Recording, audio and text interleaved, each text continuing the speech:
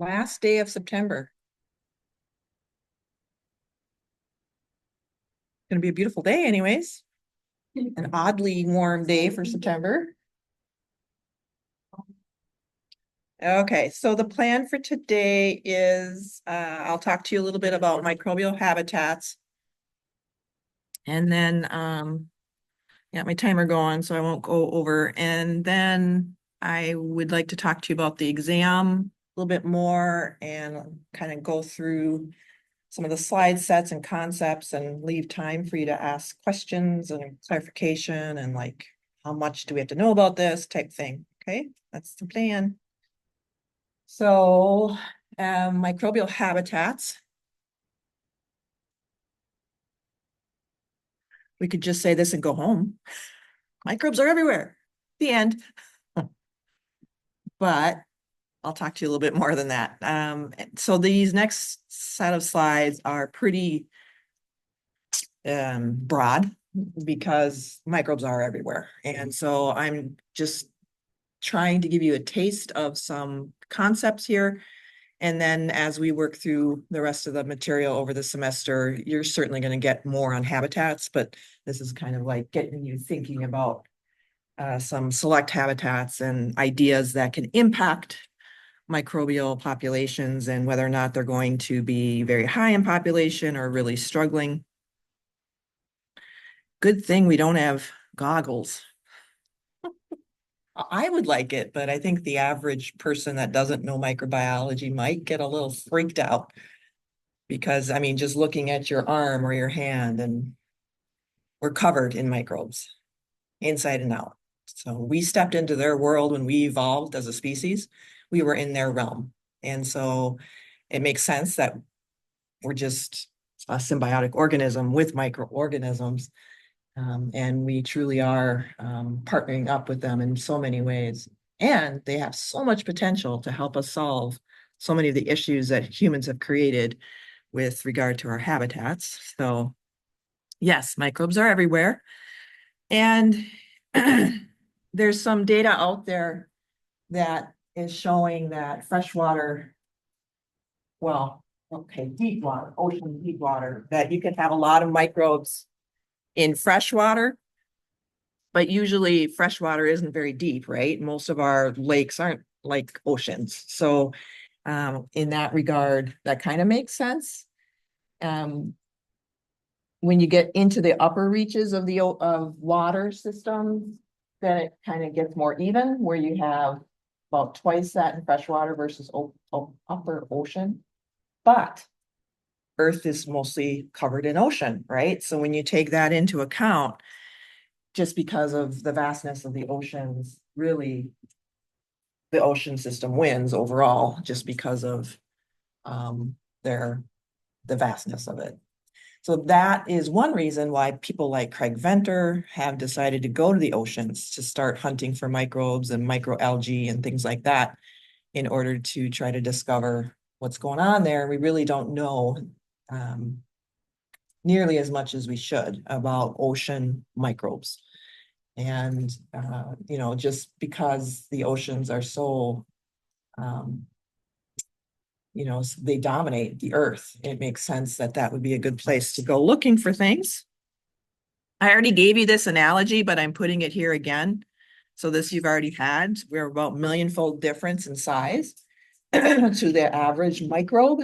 And for us, a 2 kilometer distance, that correlates down to, if you're a microbe, that's about 3 micrometers. And just go out 3 millimeters from that cell. And by the way, if you don't know, 2 kilometers is 1.24 miles, if you have a hard time with kilometers, like I do.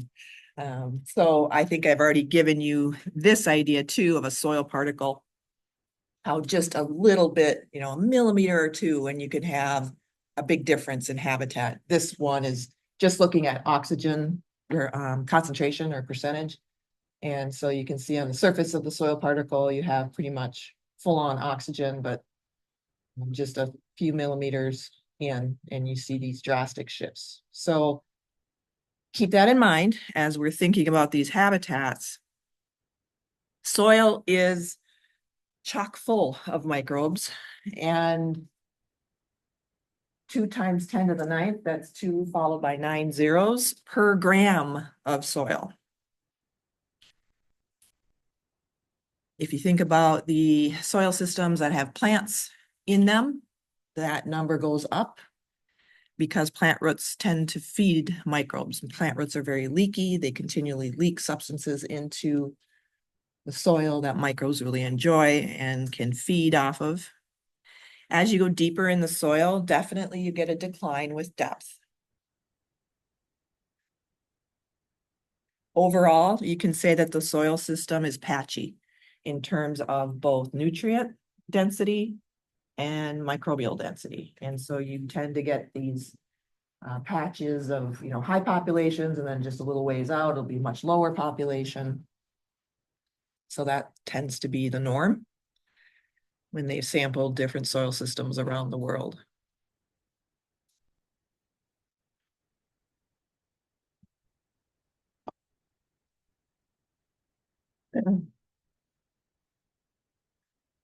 So this is looking at soil and different sizes of soil. So you have meters on the far left. Okay, meters. And let's see, so as you go down this column, you're getting bigger and bigger. So it starts out with atoms, and you work all the way down to rocks on that first column in terms of particles. And then when you think about soil systems, you have aggregates of different compositions of soil particles. And then core functions here, they're looking at the idea that, of course, it's not solid soil. There's air spaces in the soil system, and that plays a role in how well water moves through the soil. So this psi symbol, the Greek psi, PSI, psi, that's water potential. For those of you who are in plant phys or who have taken plant phys, it's coming back to haunt you. So here is water potential ideas here, where you can have water moving through the system. It's actually under a tension process when you have plants in the soil. They're drawing up the water, and it actually creates a tension gradient on the soil water. It moves toward the plant under a tension force. But anyways, you see here that you have micropores, mesopores, macropores. You have to think about aeration, water availability in the pore spaces. So lots of dynamics there to think about, just not, just the soil particles themselves. And then the biota on that last column, you're seeing organic molecules, and then some polysaccharides, all the way up to where you start getting into bigger and bigger organisms. So I found it interesting that they picked gophers and wombats as their larger organisms. I'm guessing maybe the person who designed this table might be from Australia or New Zealand. Isn't that where wombats hang out mostly? I don't know. I thought that was interesting though. So this is just to get you thinking about the complexity, how incredibly complex soil is. It's not just the soil particles that you need to think about. And certainly when you think about microbes and plants, you have plant roots playing a huge role in influencing microbial populations. And even, worms crawling through the soil system creates all kinds of pore spaces that allow for more nutrient flow and water flow. So it's very, very dynamic system. It's a living system. It's been heavily abused by humans over the centuries. And so there's a really good, I think it's called Dirt. There's a documentary, I think it's over in the library, DVD, called Dirt, where they talk about how soil is a living system. And if you say the word dirt, by the way, at least if you know anything about soils, if you use the word dirt, that usually means you're saying that soil is degraded in some way and is poor quality. Then you say the word dirt. If you say soil, then you're talking about, good soil that can be used for living systems.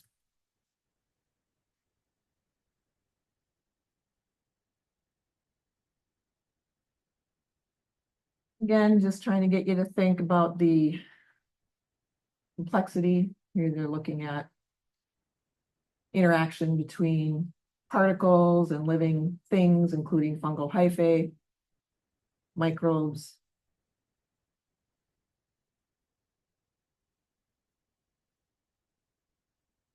So when you think about microbes in the soil, they're, of course, living their life and doing their physiology. And so as they're doing that, I talk about this in Plant Phys actually not too long ago. We were just saying how the presence of the microbes in the soil allow for minerals that are on the soil particles to get released. So microbes are very good at helping release off minerals, because when you look at soil particles, they have a lot of minerals attached to the soil particle that plants need. And so if you have a lot of microbes, a very healthy soil with a lot of diverse microbes, they're busy releasing those minerals off of the soil, and then the plant can get access to them. Once those minerals are dissolved in the soil water, you have the roots able to take them up. And so the presence of bacteria and fungi in the soil system, especially when you think about growing plants, it's incredibly important. Because even though, like, if you have a sterile, I've grown plants in sterile soil as an experiment I did when I was a postdoc. Would not recommend it. When you kill off all the microbes in the soil and then you plant some seeds, the plant just struggles, because even though there's all this lovely minerals on the soil particle, they can't get access to it. It's very difficult. They have very few options, and it depends on the plant species. Some don't have any options. They have to wait for the microbes to do their job to get access to the minerals. So if you sterilize soil and plant seeds, not a good idea. And you're putting your plant at a severe disadvantage. Go way deep. This has been a new hot topic. They looked at it a little bit and a while ago, and then they kind of left it. Now they're coming back to this idea of what's down deep. And initially they're like, oh, there's nothing down there. Nothing can live down there. And now they're like, oh, wait a minute, there's stuff down there.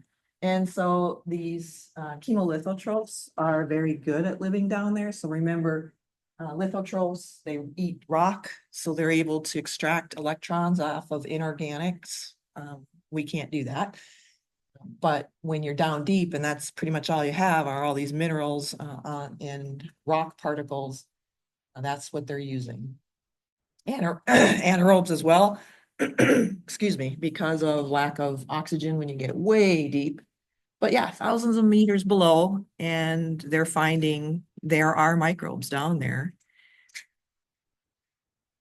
So one of those strategies that they're using is they use hydrogen gas, because that's present down there, and they can strip electrons off of that. So remember, that's inorganic. So that is a lithotroph idea. And so they're wondering how the hydrogen gas is building up down there. You know, how come there's enough down there? And there's some chemistry that they're thinking maybe it's a chemical reaction, or could there be microbes down there? Could there be anaerobes down there doing some kind of fermentation and producing hydrogen gas as one of the products? So that's an idea that they're looking into. And so the more they look, the more they find. The deeper they go, they still find microbes. It's rather amazing that you can imagine such a, you know, that far down into the Earth's crust, and you're getting microbes hanging out. And so these are some of the proposed reactions that they think microbes might be doing that deep down. With the inorganic idea, they said, you know, if you have, excuse me, iron oxide and water mixing, you can get hydrogen gas just through a chemical reaction. And then they say, you know, as the hydrogen gas is created, then organisms nearby could strip electrons off of it. And so we looked at this a little bit, methanogenesis is the idea that you combine hydrogen gas and CO2, so they're stripping electrons off of that. And in their process, they end up making methane, which they don't care about. They just excrete that. That's a gas. But when you run that reaction as a microbe, that gives you a lot of free energy to make ATP. And so the thermodynamics of it is very favorable if you want some ATP. It'll let you do that. It's quite a nice free energy. And then acetogenesis, creating acetate. Again, they don't care about the acetate. That's not their goal. They're just creating a situation where they can get some free energy in order to make ATP. So they're looking at these ideas because they were initially saying there's no way anything can live that deep down. And now they're like, oh, wow, they're all over the place. Anywhere we look, they're there. And so the interest has been renewed on that deep down. And so let's go back up into freshwater systems. You have, of course, microorganisms on the surface of water, whether it be ocean or fresh, where it makes sense that that would be dominated by phototrophs. So in your Winogradsky columns that are cooking along, you're going to get phototrophs showing up in that system as well, particularly toward the surface, because a lot of them are there, good access to sunlight, and a lot of them are doing photosynthesis like plants do. So the cyanobacteria do it similar to plants, as well as algae and microalgae. And so they're going to be producing oxygen as part of their photosynthetic process. And so it creates a nice oxygenated area where other microbes can hang out that really like oxygen.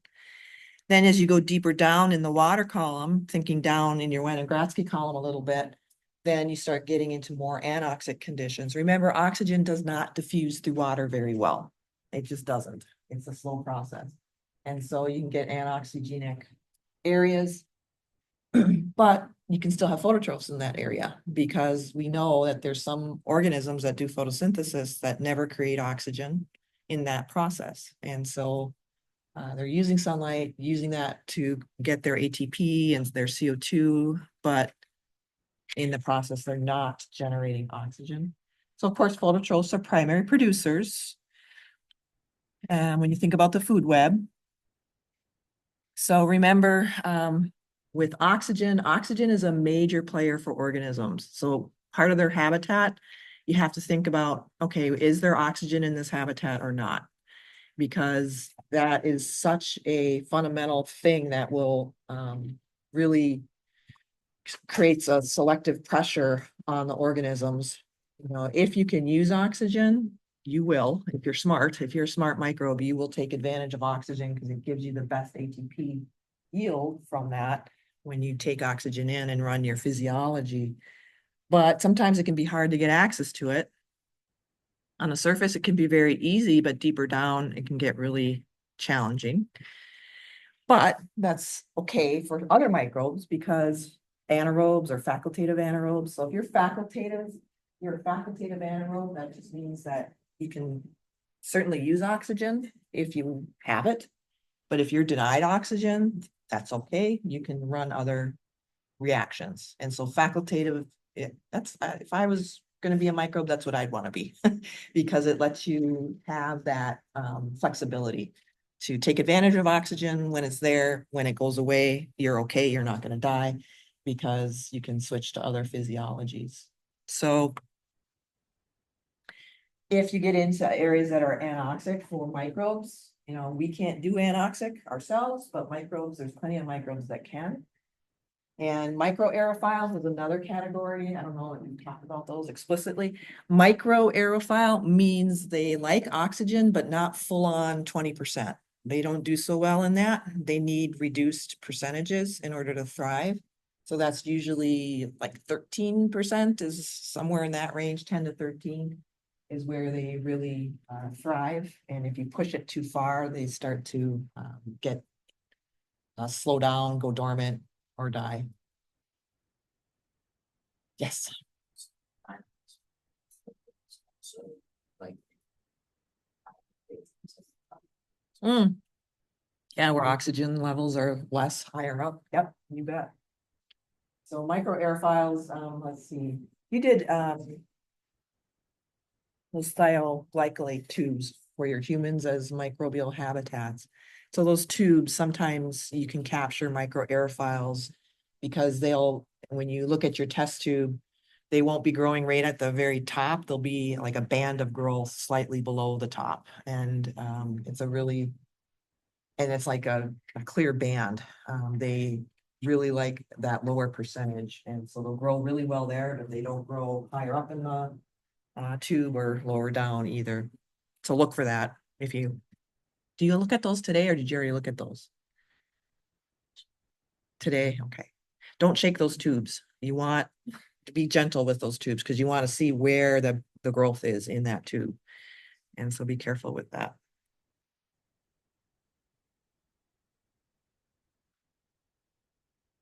Few things to say about marine systems, ocean areas, coastal areas. If you think about the coast, of course, butting up to land, you have a lot of runoff from the land into the ocean.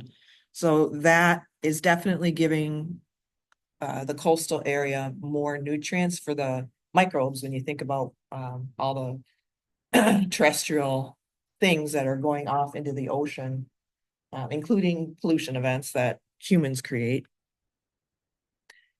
You tend to see also more phototrophs near the coast than in the open ocean. At the surface primarily, and just in general, more organisms along the coastline because there's more nutrients. So that has been the case even without excuse me, even without a pollution event, you will still see more microbes along the coast. Here's a image of the Great Lakes and the East Coast. And all of that red that you see, it's bright red, that's the ocean. But you're seeing that's picking up all the microbial growth. The dotted line is the terrestrial outline. And so you can see the more red, more organisms. So you can see that there's a lot of microbes along the coastline. And then as you get further away from the coastline, the populations drop down.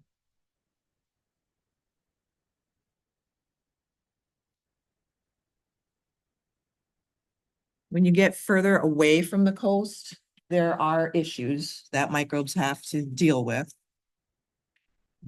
You tend to get some limitations in nitrogen, phosphorus, and iron, at least currently. Way back and millions of years ago, iron was more abundant in oceans from what I've been reading, but not so much anymore. So they claim that about the top 300 meters is where you get photosynthesis going on. And that's where your primary productivity is with all the phototrophs, whether they're cyanobacteria or algae doing their photosynthesis.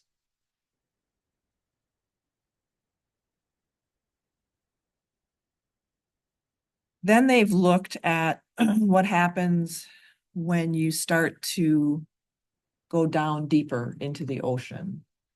And when you start at the surface, they say, yeah, around 10 to the 5th to 10 to the 6th cells per milliliter of ocean water. And then it will decrease with depth as you sample deeper and deeper. And then they notice around 1,000 meters that you tend to get counts more like this. And again, you got to take this with this is a general rule of thumb. It depends where you're sampling, of course. So they tend to find that the domain bacteria, the cells that belong or species that belong to that domain, will dominate in the upper levels of the ocean. And then the archaea tend to have a little bit more of an advantage at greater depths. They're more adapted. They're better adapted to deeper depths. Some people that have done research in this area, they say there is 3.1 times 10 to the 28th to 1.3 times 10 to the 28th cells in the ocean. That's 28 zeros after the 3.1 or the 1.3. Kind of hard to even wrap your head around that. But they say taken together, all the bacteria and archaea in the ocean, it's massive. Now, these are estimates, but they're saying for sure that the ocean holds the largest biomass when you look at these estimates.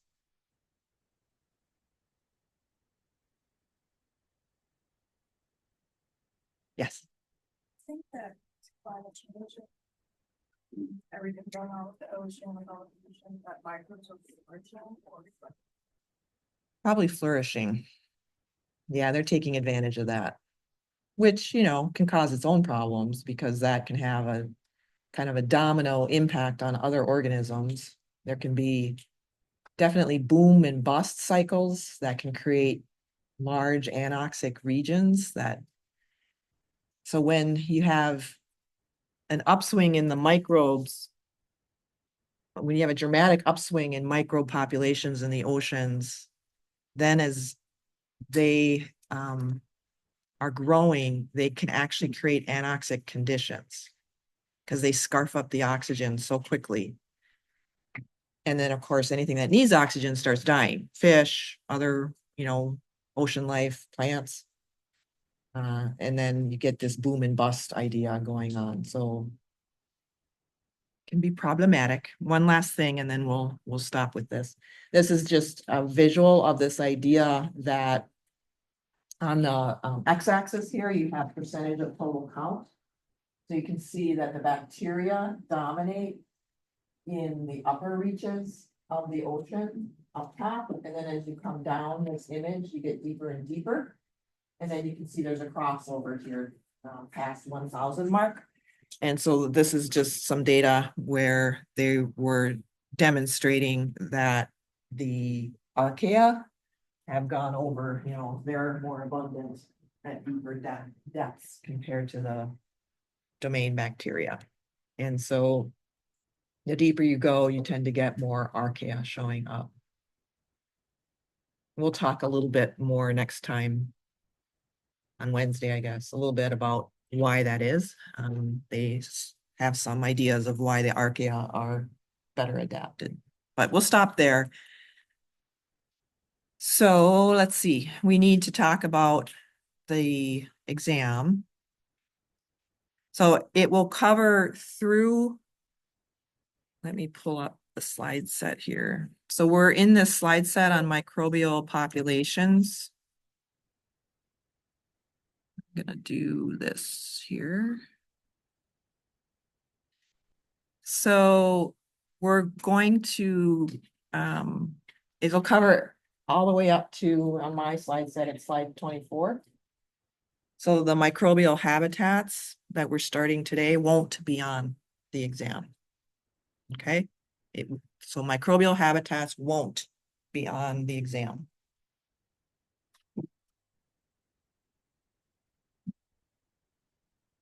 But that is the end point. So of course, the beginning point is, you know, going all the way back to week 1, where we were looking at the history, a little bit of microbiology history, and then looking at the evolution concepts.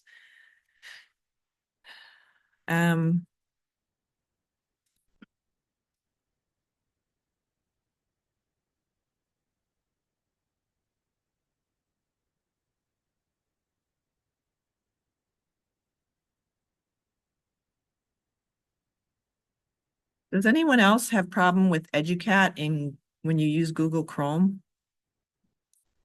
My computer won't let me get into EduCat. Well, no, I can get into EduCat, but then I can't download anything.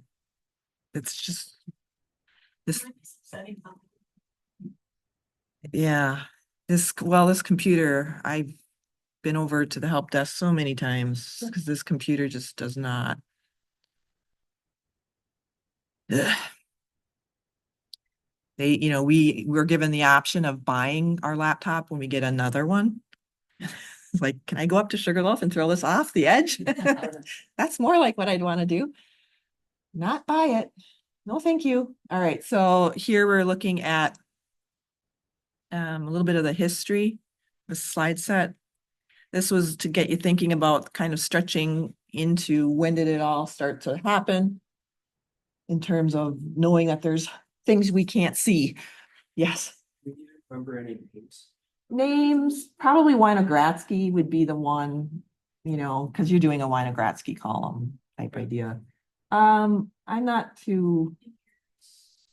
I would like you to know that it's the 1600s where things really started to take off because that's the invention of the microscope, such as it was. So that's a good one to think about, just to get you, get your head into like how long have we been knowing about microbes?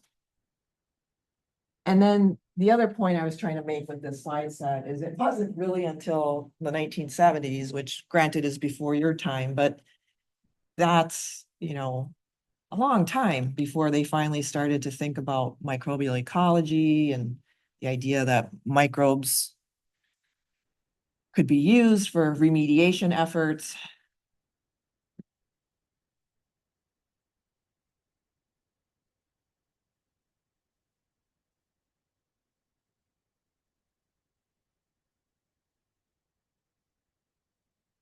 So there's not a whole lot on this slide set that you need to, So it's not like, but all like the chemo level, like functional media, call, bio. Remediation, that's like, would you like to know, would you like us to know like the definitions of those? Or is it just? where are we looking? What slide? Like this one?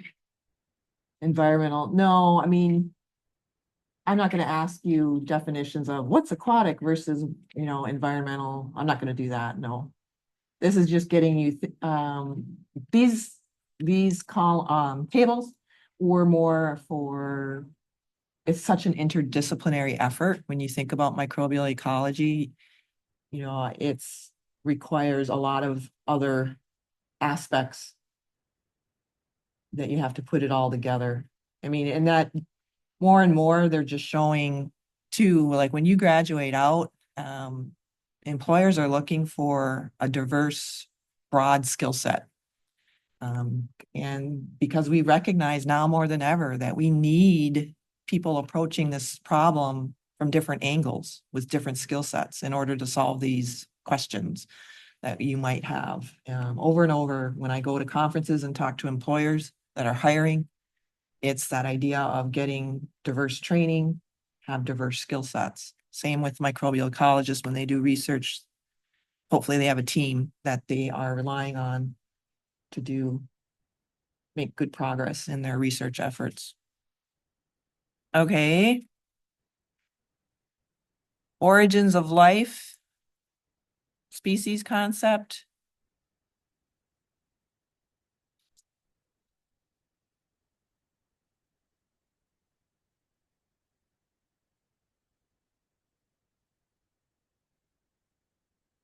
I would like you to know Miller, Stanley Miller's name. That was a big deal when he did that experiment. I believe he was a grad student. I think he was working on his master's when he took this project on. And that was a big splash in the scientific news community.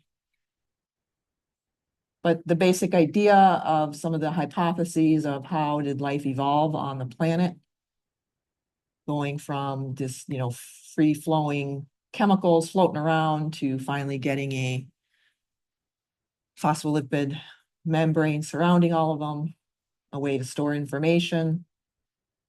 But they really do think the hypothesis is pretty well set up that it was RNA first rather than DNA that did the storage of information. Then slowly you get the shift into DNA.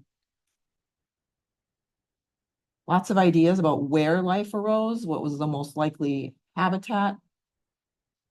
I think most scientists would agree that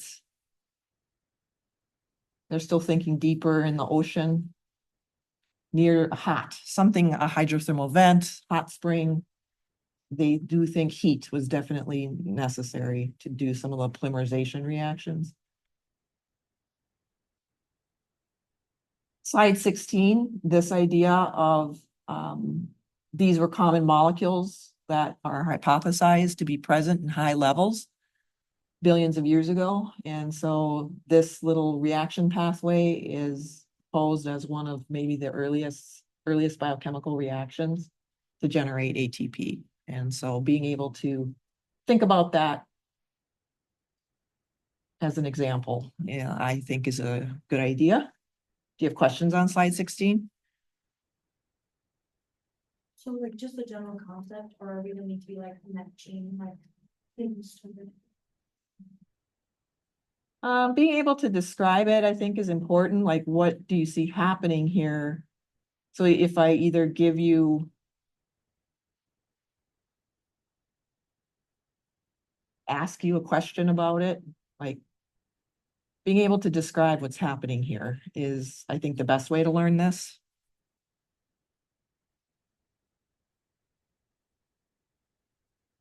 So remember, when you think about microbes and their physiology, they're worried about their electron source. They need an electron source. They need a carbon source and an energy source. Here, we're looking at the idea of how they were evolving to strip electrons, in this case, off of an inorganic hydrogen gas. They proposed hydrogen gas was pretty abundant back then. It still is, but even back then it was too.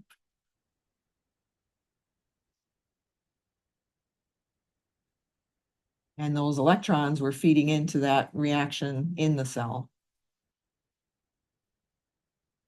So that's part of it. What happens when you strip electrons off of hydrogen gas? What's the other product? I'm showing it there. It's there. What is it? Proton gradient? Yeah, you get a proton. So you strip electrons off of hydrogen, you get protons too. That's one of the products. And that's beautiful for a microbe. That's like prime. You're setting up a situation where you can get lots and lots of protons. You keep running that reaction over and over and over again, you can get a nice proton gradient. So sometimes this works and sometimes it doesn't. It's possessed. Oh my goodness. It won't let me. I hate this laptop. Okay, it's totally freezing me out. Let's see if the laser works. Okay, laser. So here you have protons. So if this reaction keeps happening over and over and over, you get lots of protons. Well, then you get a proton gradient because you get protons outside the cell, fewer inside the cell. And that's really what the microbe is going for. That's the game it wants to play. Once you have a proton gradient, you can use that to drive the ADP and inorganic phosphate to react as they flow through there.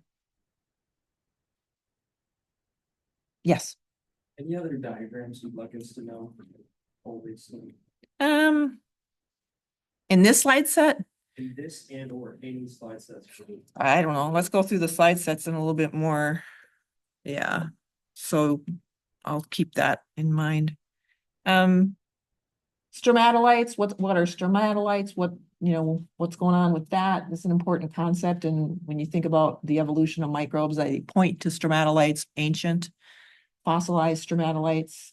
We've studied those quite heavily. And then it's so cool we have them around here. And then looking at, just the process of going through the billions of years of evolution of life on Earth, going from anoxic to oxic. That was a huge moment in history, which really allowed for other species to start to gain a foothold. We need to know like what, like these that when they went from anoxic to oxide. No, I mean, do I have it in here for? Where is it? It's the best slide. Yeah. Which one? Little bit above. Slide 24. Yeah.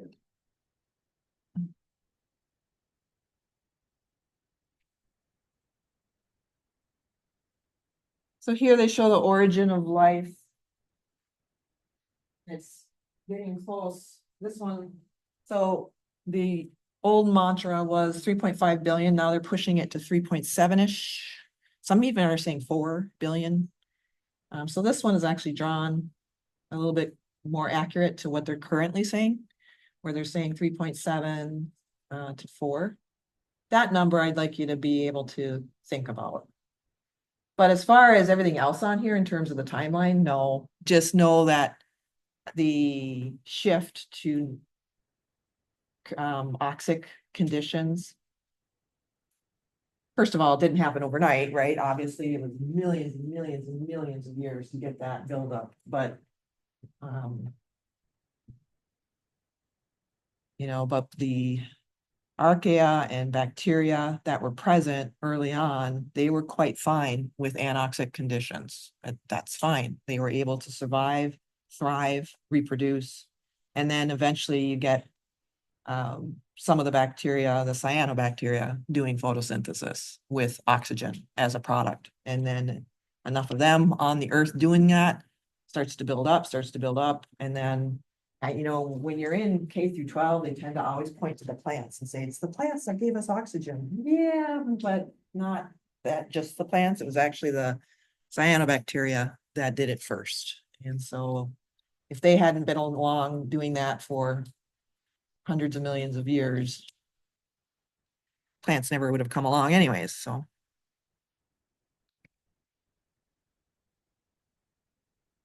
Endosymbiosis, being able to describe that process is important. And what does it mean? Like, what's the big deal? Well, you're getting eukaryotic cell type. That's the big deal. Thanks to that, we finally were able to come along. And then the whole idea of bacteria not having egg and sperm, they don't have sex as we define it.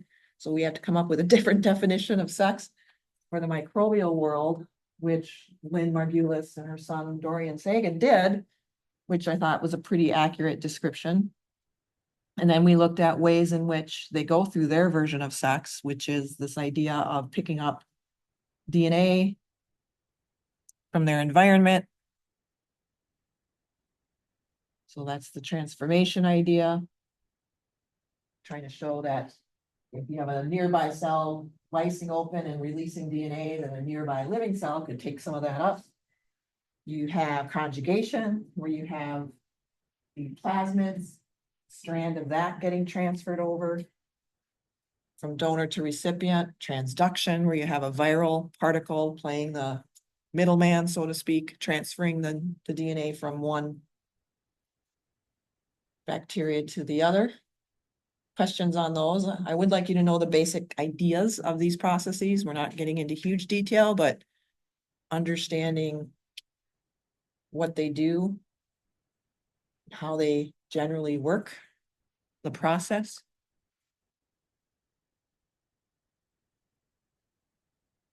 I think I did add a couple things in this slide set that after the fact, because I wanted a little bit more descriptions for you. So this might be newer information. Whoops. So I added this, you know, why is it advantageous to have plasmids to help with your studying? And then I got a little bit more images here to show a little bit more detail on this transfer of a strand of the plasmid. And when they look at it under the microscope, this is actually under the microscope where you have this pilus structure that stretches from a donor to the recipient. It's like a tunnel. It's made out of protein, but it's a tunnel. And actually what happens though is that this pilus will attach to a cell. And then if you look at it under videography, it's almost like the donor with the pilus, kind of like, almost like a lasso idea. It pulls the cell closer. That's what they're trying to show here in this image up here, where it comes closer and they actually kind of hug up to each other, and then the actual transfer happens. So more complicated than they originally thought.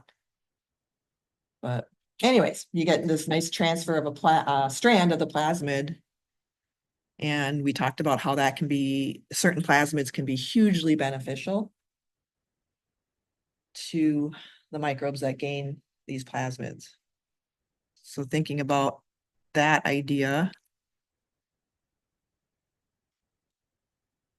Questions on any of this stuff? Oh, and then I put this in here.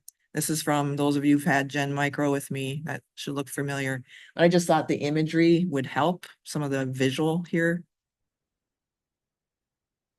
where they're trying to show how with the virus infecting a host cell, what happens is the bacterial DNA gets all chopped up in that process, and then some of that can accidentally get into the viral particle. So that now that gray is host DNA, not viral DNA. And that's good if you are, for the next host. So the virus we actually call them bacteriophages. So viruses that infect bacteria are called bacteriophages. And then we tend to shorten that down to phage. So if you've heard that terminology out in the real world, that's what they're talking about. But so bacteriophages are really safe to work with in the lab because they can't infect you. They don't have the ability to do that. So they probably know more about phages than human. But basically it's trying to show here that some of those viral particles got bacterial DNA put in instead. So when they go to infect another nearby organism, like a microbe, that can transfer. And that cell can often stay alive because the virus is effective because it doesn't have enough of its own DNA to cause problems. And yet it successfully was able to transfer DNA to the second host. Oh boy, so we have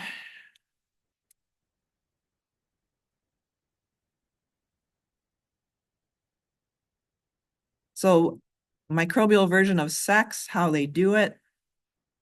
What are the benefits? But also remember that they can purge if they have to. They can purge some of that DNA if it's too costly. And then we got into physiology.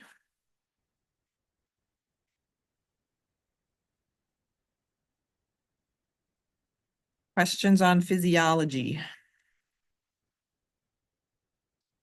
Any big key takeaways? Like I assume a big thing is gonna be like surface area.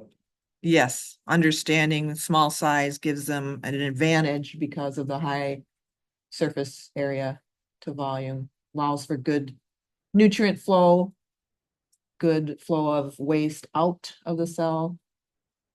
So they suspect there is a very good reason for them to be that small. And then if you're big, I don't know if some of the bigger ones, that what they found is that they can have imaginations of their membranes to create nice surface area. So bigger cells can kind of adapt. Other questions on this slide set?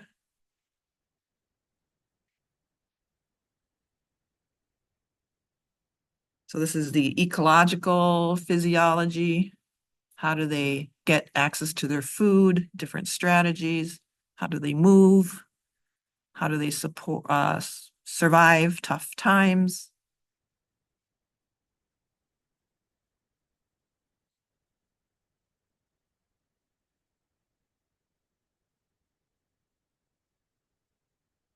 What about the physiology?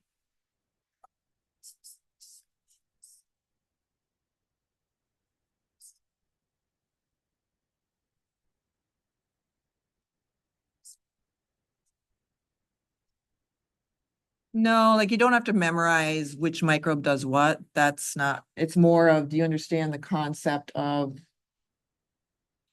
different ways that they can manage their physiology to get their needs met? And so like slide 2, this idea that, there's 3 big categories on how to synthesize ATP. I expect you to know that. Absolutely. That is such a fundamental idea that you understand that there's 3 different ways, and then being able to, explain that. What is oxidative phosphorylation? What in the microbial world, what does that mean? Substrate level, and then photo. So today's Monday, the exam is Thursday, Wednesday in class together. Keep studying. I shouldn't say start studying. You should have been studying. But if you have some lingering questions you want clarification on, we can save some time in Wednesday's lecture for that. Okay, so come prepared Wednesday for final questions. Yes. there any like exam review videos or anything that you have? Or anything that we can have access to that will help us with this? I don't know if I don't have any videos posted, but I do have readings posted in the reading section that will support what we were learning. So sometimes turning to those can help. There might be some YouTube videos out there. Is it on any of those? Or is that just like background?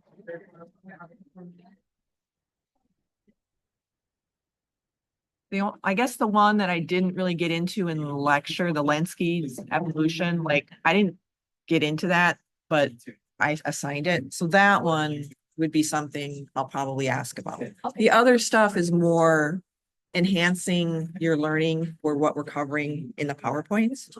So I'll double check that, and if I need to clarify that on Wednesday, I'll do that. Sounds good. Thank Okay. you. Mhm. Yeah, it's really better.